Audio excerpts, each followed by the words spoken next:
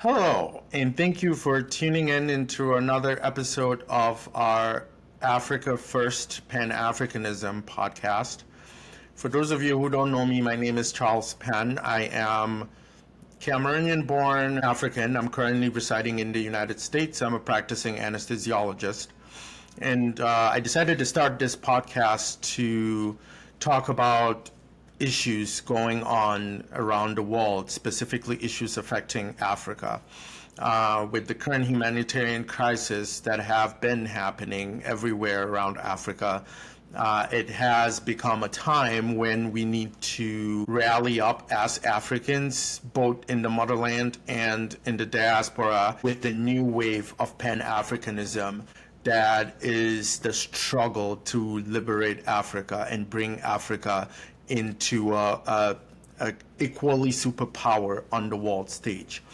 Last week, we talked about a little bit of the history of Africa. We talked about why everybody, regardless of your origin, it should be everybody's responsibility, regardless of your origin, to fight for the liberation of Africa. We talked about the fact that culture started in Africa, civilization started in Africa, even human consciousness started in Africa. And then we touched a little bit about the transatlantic slave trade and colonialism and neocolonialism all playing a role in turning the tides as far as the history of Africa is concerned. While we were covering those topics, there was a lot of development going on in Africa as a continent. Specifically, today we are going to focus on what has been going on in Sudan. As you all know, last week the Rapid Support Forces, RSF, aligned with the Sudan People's Liberation Movement and formed a parallel government in the western part of Sudan to rival the government of Sudan. This, of course, as you would expect, has sparked a lot of criticism from the international community. Mainly, people are worried that this parallel government is an aim by rapid support forces to legitimize themselves and from the atrocities that they have caused in this region. Since the civil war in Sudan broke out in 2023, the rapid support forces have contributed to a lot of atrocities in the western part of Sudan. They have killed a lot of people. They have committed mass rape of women and children down to the age of 1. They've destroyed hospitals, they've destroyed property, and sent the country basically into chaos. This, again, as I said, has been mainly going on since 2023, but if you know the history of Sudan, the civil war and the civil unrest has been a fundamental part of the history of this country. This is now a sparked issue that is going on in Western Sudan, and it's making people very concerned about what the future of the country holds. And the issue of military forces, after having committed a lot of atrocities, now trying to legitimize themselves is something that's well known to us. And the fact that the international community is very concerned, and rightfully so, concerned that this rapid support forces are using this to divert attention from all of the atrocities that they have committed is legitimate. It is legitimate. And it goes to point to the fact that all of this military forces commit a lot of atrocities, that kill a lot of people, that cause a lot of instability in countries, displace a lot of population. As you all know, there has been a lot of internal and external displacement of Sudanese people living in the west of Sudan. Some of them are living in refugee camps. Some of them have actually migrated out of the country, and there's a lot of hunger and devastation in this country that is tearing through resources, and people are not only dying from direct conflict with this militia, but they're also dying from starvation, sickness, and disease that is widely spreading in this area. This is a precedent that has been well set in the past, and there's been the concern about militias arming themselves and toppling governments and then trying to establish legitimacy and so that they can gain recognition from the international community. The Sudan itself, the previous government, the government of Omar al-Bashir, that was overthrown in 2019, basically came into power the same way. This was a military coup that happened in the country during Sudan's second civil war, and instead of just serving as a transitional government and giving way to a democratically elected government, this government remained in power from 1989 for 30 years until it was toppled in 2019. And you look in other countries in Africa, you see the same thing, where militias form coups, organize coups, overthrow governments, take over a country, and somehow the international community just lets it go. And again, when that happens, again, it sets a precedent. So with the international community now concerned that this is setting a precedent for other militias to do the same thing, pick up arms, terrorize people, kill people, commit war crimes, and eventually go legit, and then be recognized by the international community. They would do well to be concerned, because we've said these are things that have happened in the past. We talked about 2 weeks ago the situation that was going on in the Democratic Republic of Congo, where M23 had been committing war crimes and genocide in that country for years.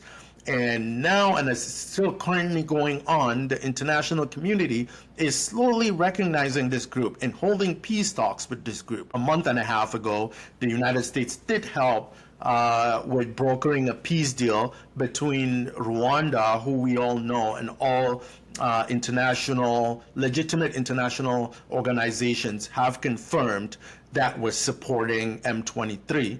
The United States did help broker an agreement between the Democratic Republic of Congo and Rwanda that we're all praying still holds. Because of the fact that M23 was not included in those peace talks, they still continued looting resources. They still continued carrying out all of their atrocities, rape, killing people, committing war crimes. And they are currently in talks with the Democratic Republic of Congo, mediated by Qatar, to end that conflict. It's this recognition of this criminal militias that sets precedents that other militias can then see that they can do the same thing and then go legitimate and be recognized by the international community. There have been many instances around the world where this same thing has happened. Just January of 2025, an armed militia in Syria helped topple the Assad regime that had been in power for a very long time. And currently that armed militia is in power in Syria and the current Syrian government, and is currently recognized by the international community. You go back to Afghanistan with the Taliban during the Cold War, when the United States helped arm the militias that toppled the communist regime that was in Afghanistan and helped the Taliban into power. And we all know how that situation ended, with the United States intervening in that and actually recognizing these militias. We all know that that's how Al-Qaeda came about, and that did not end well for anybody. It did not end well for the people of Afghanistan. It did not end well, especially for the people of the United States, with 9/11 coming because of Al-Qaeda that was armed partially by the United States. So if we can learn anything from this, and if I hope that we have learned anything from the precedent that had been set in the past, is that legitimizing these militias after they have toppled governments is a very dangerous thing, because it never leads to any democracy in any country, and it never leads to people's rights and dignities in that country or in countries around being respected whatsoever. So we're going to talk about a lot of that today. We're also going to basically talk about what the international community has been doing with the current situation that is going on in Sudan. The United Nations has named what is going on in Sudan currently the world's worst humanitarian crisis. It's led to hundreds of thousands of people losing their lives, the displacement of millions of people, internal and external displacement of millions of people in the Sudan. It has destroyed resources in the Sudan, and now hunger and sickness and disease are currently devastating this country. And I am calling, and I am I am a voice, I am one voice, and I'm hoping that everybody else can kind of talk about this and call on the international community to actually help do something in alleviating this crisis that are going on. Again, from last week, we talked about the fact that a lot of these conflicts that are going on around countries in Africa all stem from boundaries that were set by the scramble for Africa and colonialism, because of the fact that with colonialism, there were arbitrary lines that were drawn that did not take into account different ethnic groups and religious groups, and usually often split these ethnic groups between different countries without understanding the effect that this will lead to. And those seeds that were sown then are the seeds that have led to these conflicts that are going on and on till today. And you can argue that Sudan in particular has had a lot of internal strife that preceded colonialism. And to a certain extent, you would be right. But at the end of the day, a lot of the problems that are going on in these countries can date back to colonialism and intervention by the West. So now, we talked about the UN. What is the UN doing about this, what is happening right now in Sudan? Earlier this year, I think it was in May, Sudan Armed Forces, SAF, brought a case to the International Court of Justice. And it was concerning the fact that the United Arab Emirates have been accused for a long time for intervening in the strife that is going on in Sudan. And they have been accused of arming militias, namely RSF, in the western part of Sudan. And these militias have been committing genocide in this country. So by extension, the Sudan Armed Forces were claiming that the United Arab Emirates are violating the Genocide Convention by supporting these militias that are then committing genocide in the country. Now, the United Arab Emirates has since denied this, and they continue to deny that they are in any way involved in what is going on in Sudan. But it begs the question, like, why would these allegations be brought if there is no evidence to them? And the United Nations has concluded that the situation that is going on in West Sudan is classified as genocide. And back in 2024, Amnesty International did put out a report that said was an armored car that was captured in that region that was a United Arab Emirates manufactured armored car. So what was it doing in Western Sudan? That's the question. Just recently, the Rapid Support Forces claim to have, just this week, they claim to have destroyed a plane in Ayala Airport in the western part of Sudan that was carrying Colombian fighters that are, this plane they claim was a United Arab Emirates plane, and it was carrying Colombian fighters. And the assumption was that this fighters were meant to go and give assistance to the Rapid Support Forces. Now, I don't know if these allegations are true.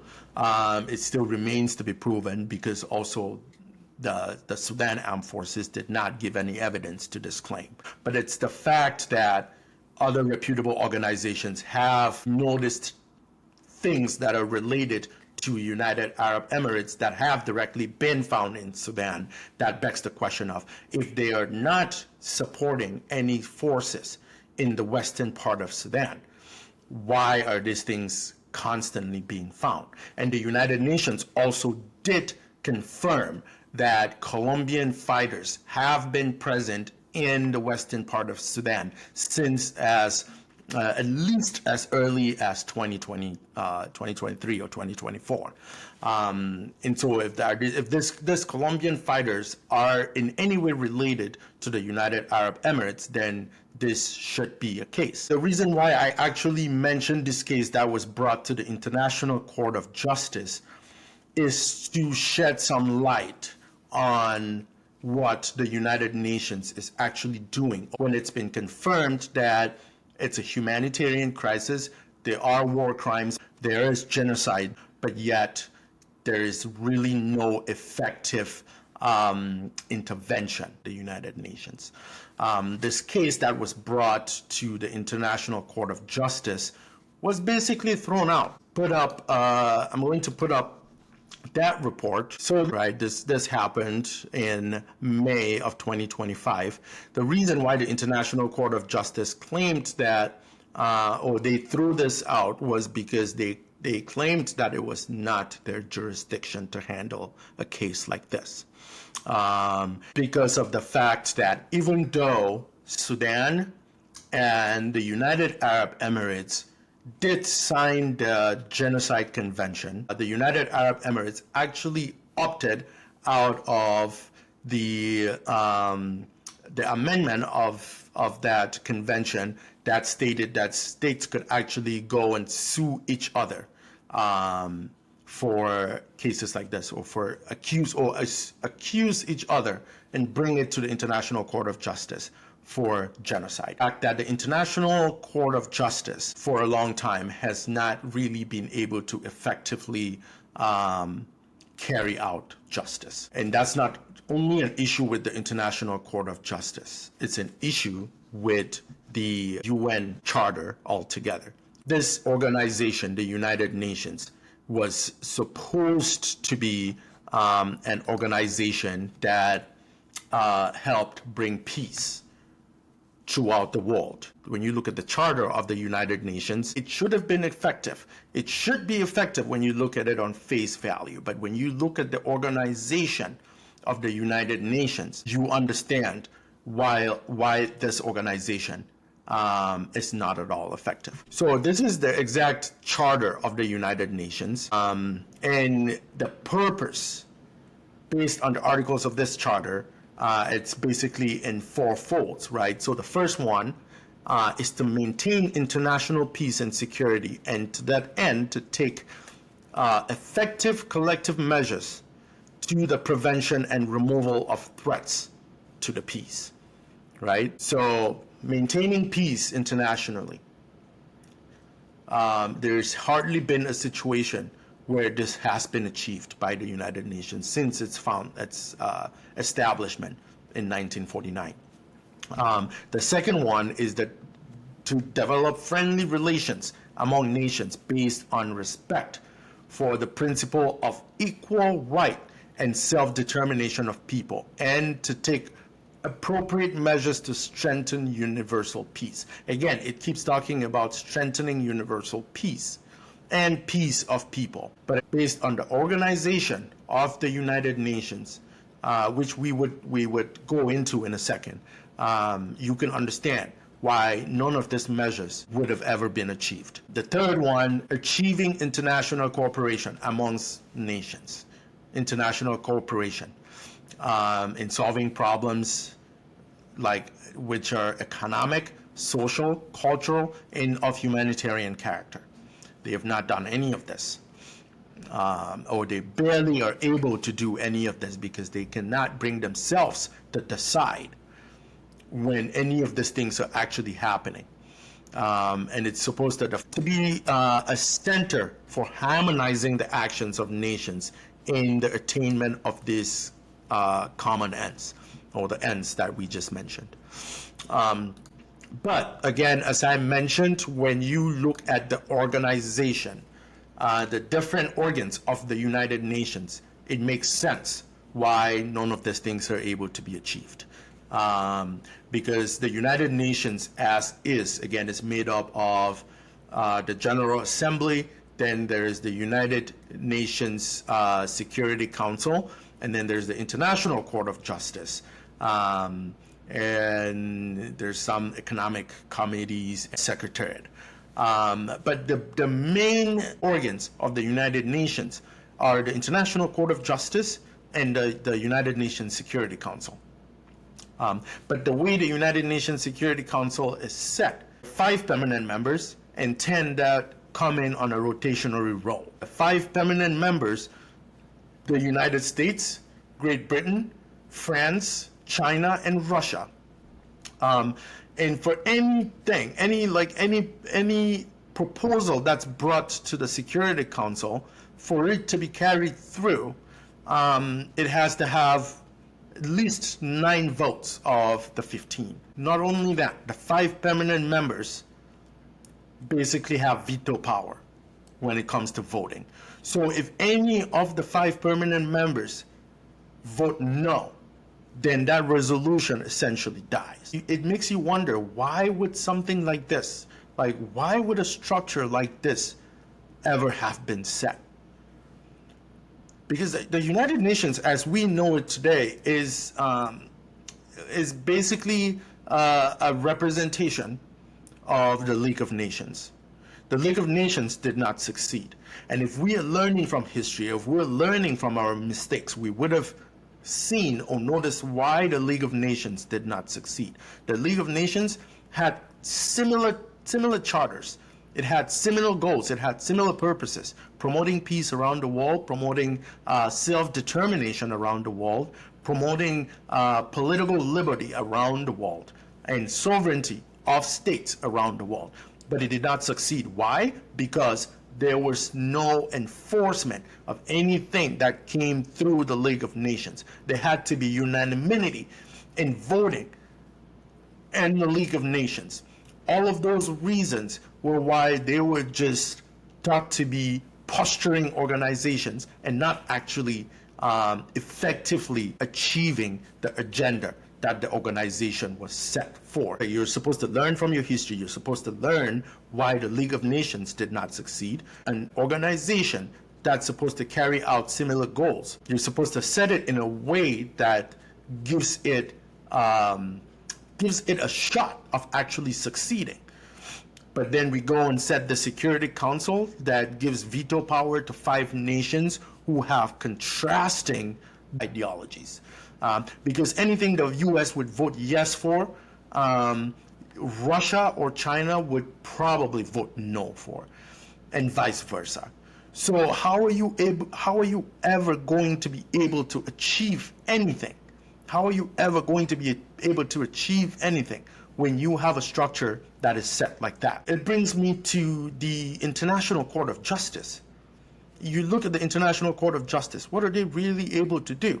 Well, yeah, they're able to prosecute states. They are able to actually carry out some form of justice. But because of the fact that there is no way to actually enforce this justice, the prosecutions always end up not really amounting to anything. Look at what happened between Israel and Palestine. The International Court of Justice did find Israel committing genocide in Palestine. They were in, like, the state of Israel was indicted, but nothing really changed because there was no enforcement. And again, when you go to the Security Council, the U.S. being a backer of Israel basically vetoes anything that anybody wants to do. And so nothing ever really gets achieved. So if these organizations were set to protect people, to enforce peace, and to encourage friendly collaboration amongst nations based on dignity, and you have their organs set in this way, how are you going to ever be able to achieve those ends? And so if you have organs that cannot achieve the ends that you set out to achieve, these organs need to either be revised or they need to be disassembled.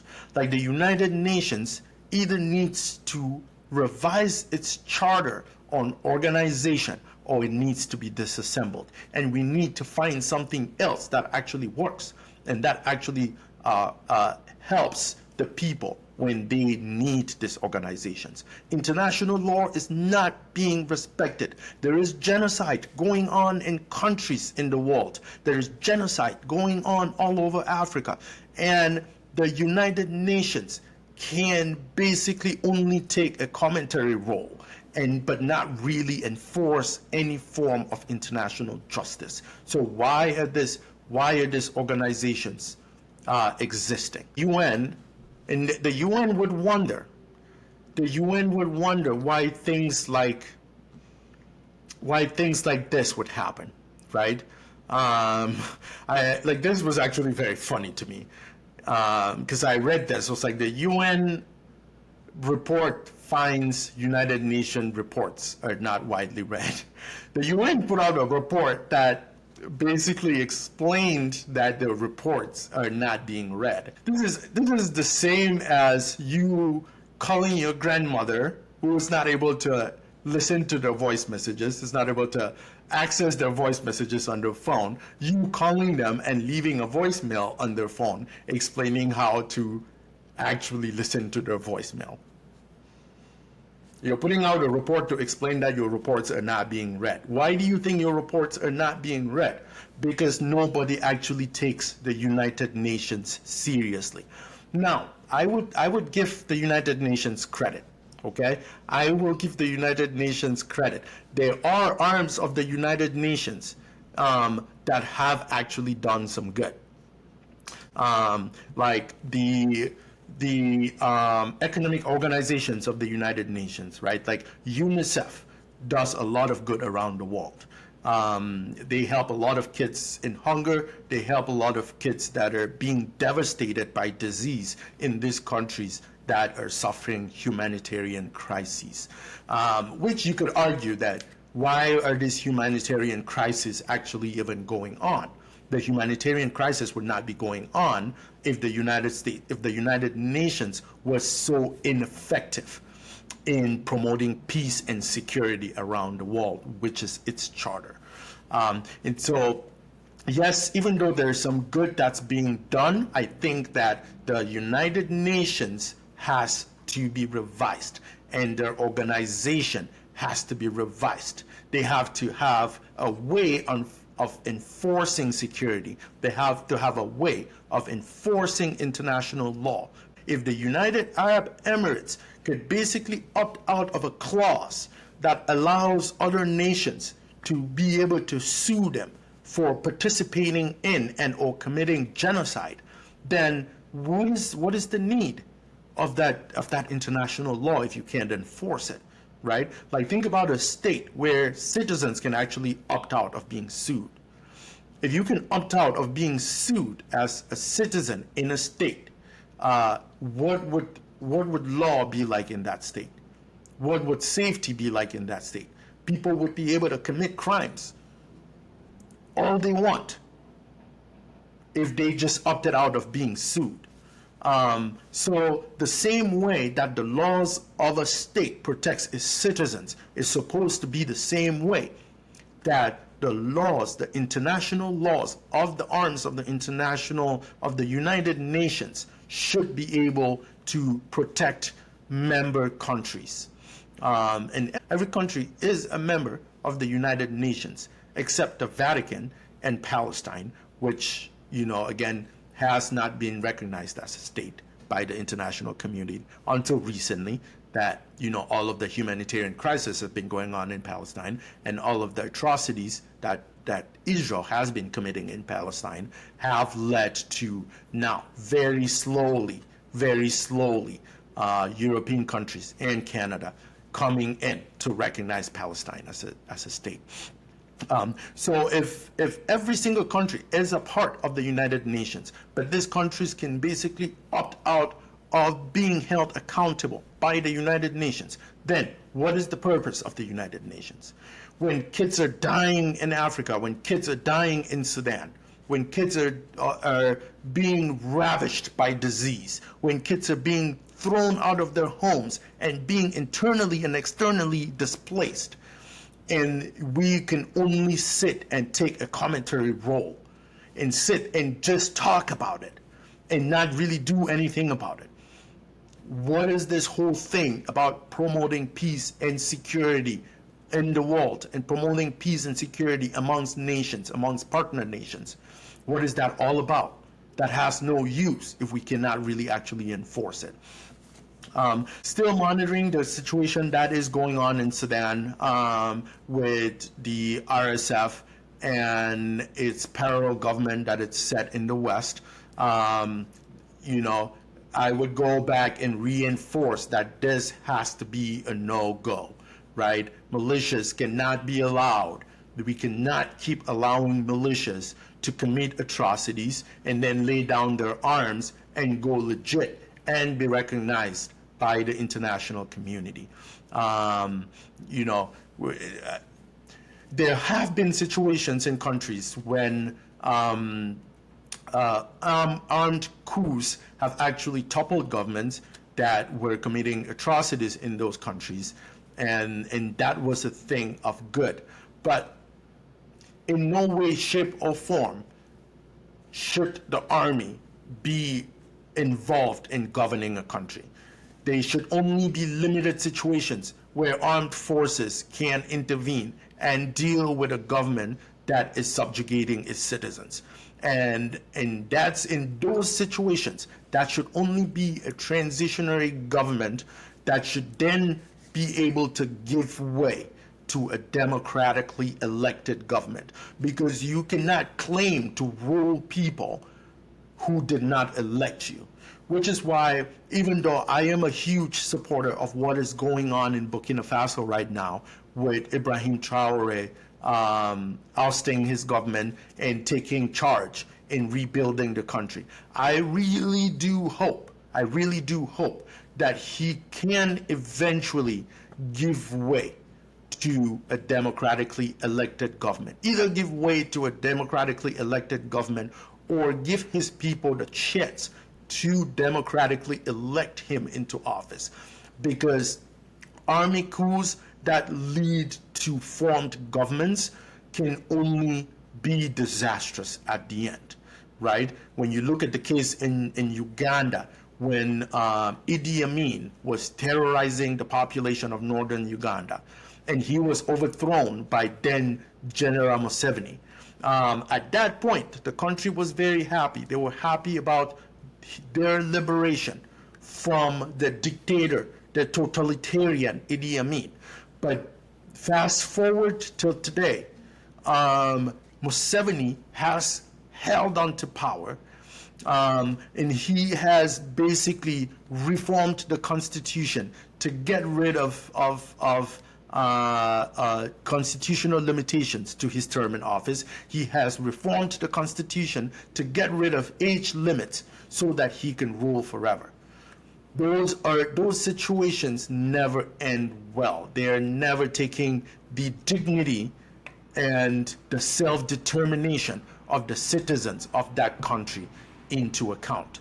And so military coups that topple governments should always give way to democratically elected government of the people. The government is supposed to be of the people. It's supposed to be by the people, for the people. And if it's anything other than that, it should give way. And so, looking at the situation in Sudan as it currently unfolds, it is interesting to see where this ends. And while it's going on, again, my heart goes out to Sudan. My heart goes out to the millions of people that have been displaced in Sudan. And I can't even think of the sexual acts of sexual violence that have gone on in the western part of this country, and people that have and will forever be maimed by the situation that is currently going on in Sudan. My heart goes out to them. To those of you who don't really know or not very well familiar with the situation in Sudan or with the history of the country of Sudan, this country has gone through a lot. And it's never been given the chance to develop, to have a democratic government that actually helps the country move in the right direction. There's always been strife in that country, going all the way back to the colonial era when Sudan and Egypt were under the East African territories of Britain. And they were ruled by Britain for a while. And then in the late 1950s, when countries all around Africa were vying for independence, Sudan was able to eventually get its independence in 1956, I want to say. 1956, that's when Sudan finally got its independence. And even before Sudan got independence, there had been internal strife that had been going on between the mainly Muslim population of northern Sudan and the Christian minority of southern Sudan.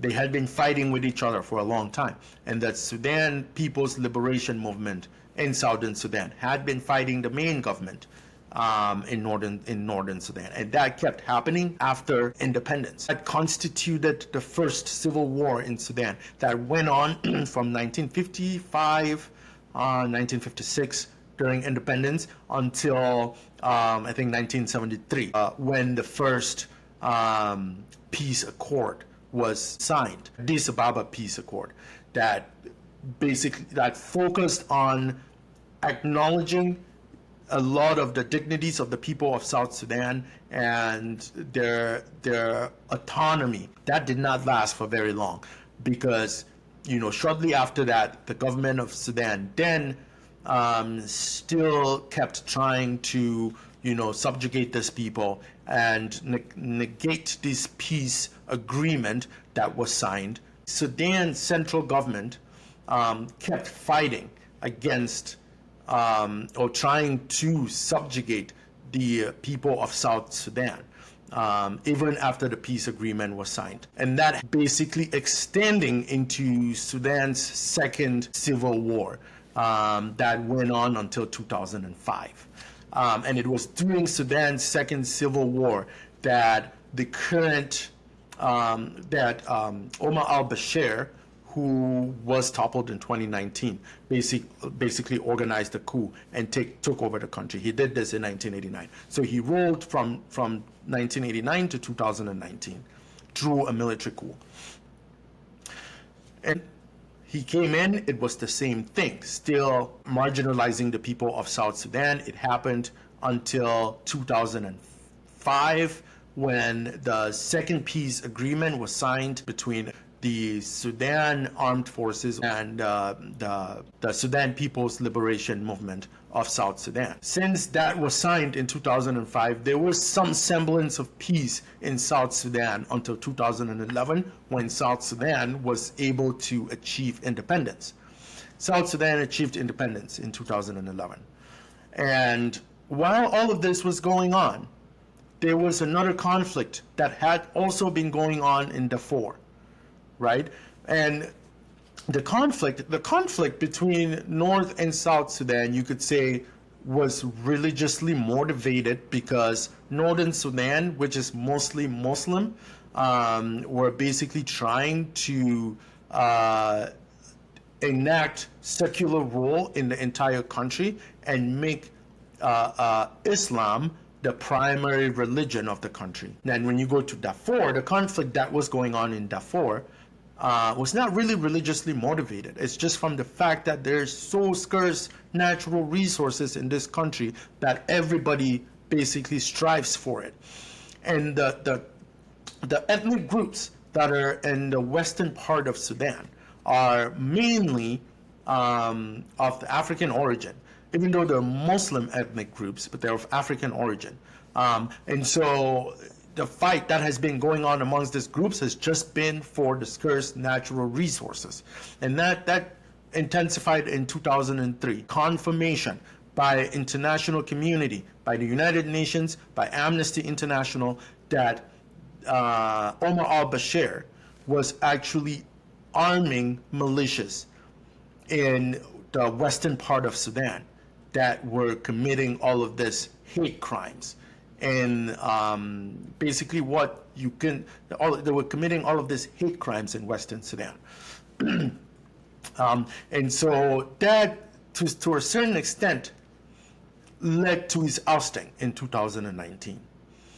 Right? He was supporting the Janjaweed militia in Western Sudan that were committing all of these atrocities. That, to a certain extent, led to his ousting in 2019. And he is still today in courts trying to settle this case. His involvement in the atrocities that went on. That kept happening until 2019 when, there was just so much civil unrest because of the fact that internal conflict had torn apart the country. It had caused inflation. There was hunger. There was a lot of civil unrest. And the military, in association with the general public, basically asked al-Bashir to step aside. He stepped down in 2019. And there was supposed to be a transitionary government from 2019 to 2023. This transitional government made up of the civilian arm and a military arm. The military arm at the time was now the now Sudan Armed Forces, SAF, and the Rapid Support Forces that are committing all of these crimes now in Western Sudan. They were both allies at the time and helped to topple the government of al-Bashir, right? That gave a little bit of hope to the Sudanese population that there was actually going to be democracy in Sudan. After a long time of internal unrest, they were finally going to have the chance to elect their own government. But the same thing happens. Greed that fuels these generals and makes them value their own ends more than the safety and the dignity of their people and the self-determination of their own people. And so these two generals did not relinquish power. Now, Sudan Armed Forces ousted the Rapid Support Forces and held on to power by themselves. And the civil war that's been going on since 2023 has been because of this. It's been Sudan Armed Forces fighting against Rapid Support Forces. So when you look at the case, even that the current government of Sudan has against the Rapid Support Forces, even though it is a legitimate case, we all agree to the fact that RSF has done all of this, committed all of these atrocities in Western Sudan, and they're supposed to be held accountable for it. That does not negate the atrocities that have been committed by the current government of Sudan, and the fact that it is an illegitimate government of Sudan, and it is supposed to have given over, it is supposed to have given way to a democratically elected government.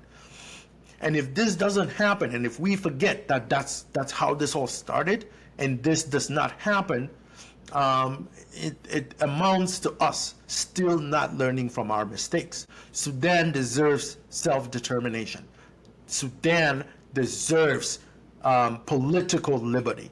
Sudan deserves economic liberty. And to the African Union, if the United Nations is not going to do anything, this is where Africa is supposed to stand up for itself. We are supposed to support the people of Sudan.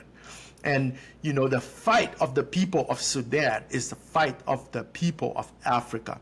And if Sudan cannot see peace, Africa cannot see peace.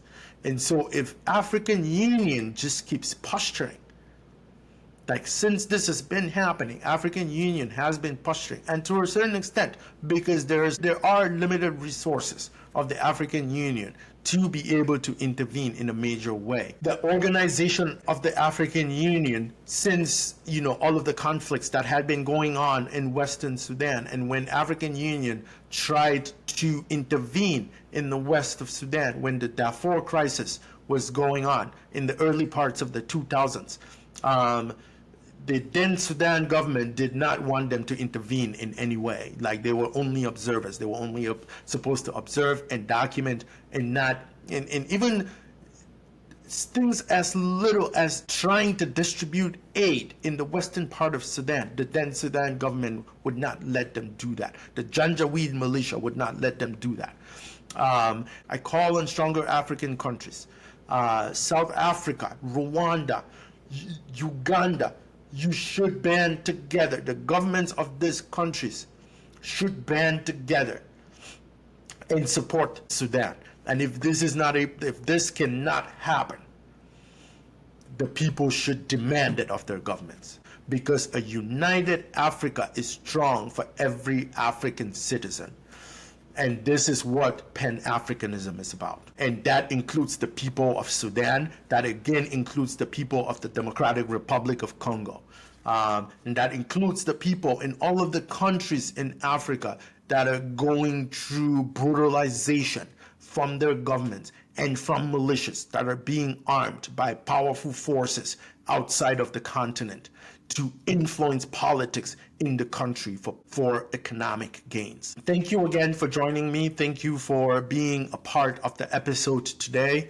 Again, my name is Charles Penn, and I continue to bring to you situations that are going on around Africa that affect our lives and affect our destiny as a continent. I will see you next time.